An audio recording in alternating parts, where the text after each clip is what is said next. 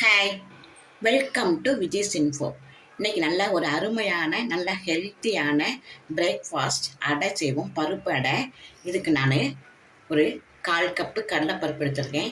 அதே அளவில் 1/4 கப்பு துவரம்பருப்பு, 2 ஸ்பூனு உளுத்தம்பருப்பு, இந்த ஒரு கிளாஸில் அரிசி எடுத்து வச்சுருக்கேன். புழுங்கல் அரிசி, மிளகாய் வத்தல் ஒரு 7-8 உங்களுக்கு காரத்துக்கு தகுந்த மாதிரி எடுத்துக்கோங்க.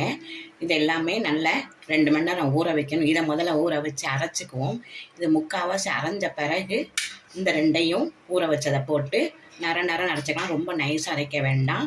இந்த 3ஐயுமே போட்டுக்கலாம். உளுந்தையும் போட்டலாம். இது கூடயே நரம் அரைச்சிக்கலாம். மிளகாய் அரிசி கூட சேர்த்து அரைச்சிக்குவோம்.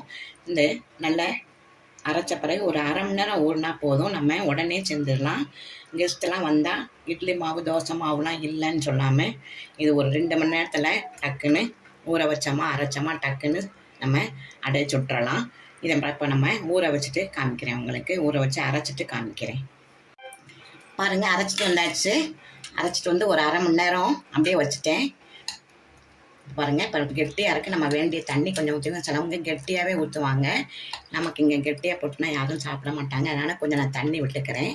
இப்போ இதில் காயப்பொடி போடுறேன்.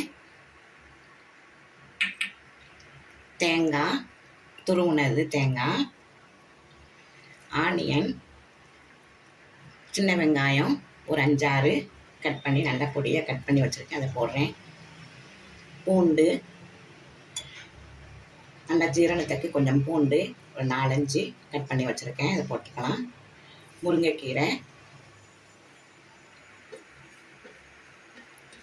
உப்பு சேர்த்து தான் அரைச்சிருக்கோம். வேணும்னா உப்பு நம்ம சேர்த்துக்கலாம். கொஞ்சம் ஜீரகம், இவ்வளோதான். இது நம்ம கலந்துக்கலாம். நல்லா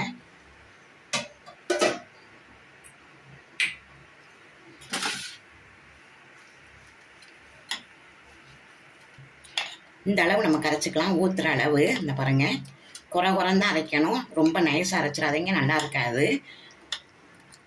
இந்த அளவு கரைச்சிக்கணும். நல்லா கரைச்சிட்டு நம்ம இப்போ அடை சுட ஆரம்பிக்கலாம். இப்போ அடுப்பில் தோசை கடாயை வச்சுருக்கேன். நல்லா காஞ்சிச்சு பாருங்கள். எண்ணெய் தடவியாச்சு. நம்ம இதை ஊற்றலாம்.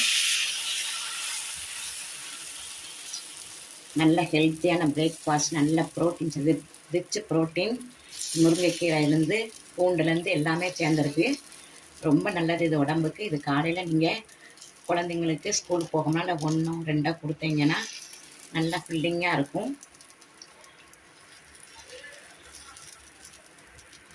நல்லா 2 பக்கம் வேக வச்சு எடுக்கலாம். நல்லா கொஞ்சம் ஆயில் விட்டுக்கலாம். கடலை எண்ணெய் தான் விடுறேன். உங்களை தான் நல்லா திருப்பி போடுவோம். இன்னும் நல்லா வெந்த பிறகு நல்லா திருப்பி போட்டாச்சு. இப்போ நடுவில் கொஞ்சம் கீரல் போட்டு கொஞ்சம் ஆயில் விட்டுக்கலாம். குழந்தைங்க சுடுறப்ப கொஞ்சம் ஆயில் நிறைய விட்டே சுடுங்க, நல்லாயிருக்கும் டேஸ்ட்டு. இதுக்கு வெல்லம் வச்சுக்கலாம். அவியல் உங்களுக்கு டைம் இருந்து அவியல் வச்சு சைட் டிஷ் வச்சுக்கலாம்.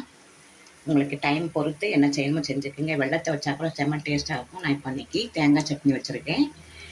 அவியல் டைம் இருந்தால் அவியல் வைங்க, நல்லாயிருக்கும். பட்டர் போட்டும் சாப்பிட்லாம், நல்லா டேஸ்ட்டாக இருக்கும். நல்லா வேகட்டும். நல்லா வெந்துருச்சு. இப்போ நம்ம இதை எடுத்துடலாம். நல்லா அடை ரெடி ஆகிடுச்சு பாருங்கள். நல்ல காலையில் சாப்பிட்றதுக்கு பிரேக்ஃபாஸ்ட்டு ரொம்ப ஹெவியாக இருக்கும், நல்லாயிருக்கும். நல்லா ரிச்சாகவும் இருக்கும், நல்ல டேஸ்ட்டும் நல்லாயிருக்கும். இதில் எல்லா வகை சத்தும் சேர்ந்துருக்கு. கீரையிலேருந்து பருப்பு, பூண்டு எல்லாமே சேர்ந்துருக்கு. இதை உங்கள் வீட்டில் செஞ்சு அசத்துங்க. இந்த ரெசிபி உங்களுக்கு பிடிச்சிருந்ததுன்னா லைக் பண்ணுங்கள், ஷேர் பண்ணுங்கள், சப்ஸ்கிரைப் பண்ணுங்கள், பெல் ஐக்கானை தட்டி விடுங்க. இதுக்கு நான் தேங்காய் சட்னி வச்சுருக்கேன்.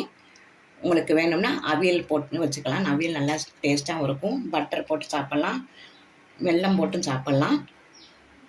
லைக் பண்ணுங்கள், ஷேர் பண்ணுங்கள், சப்ஸ்கிரைப் பண்ணுங்கள், பெல் ஐக்கானை தட்டி விடுங்க. மற்றும் ஒரு நல்ல ரெசிபி உங்களை சந்திக்கிறேன். பாய்.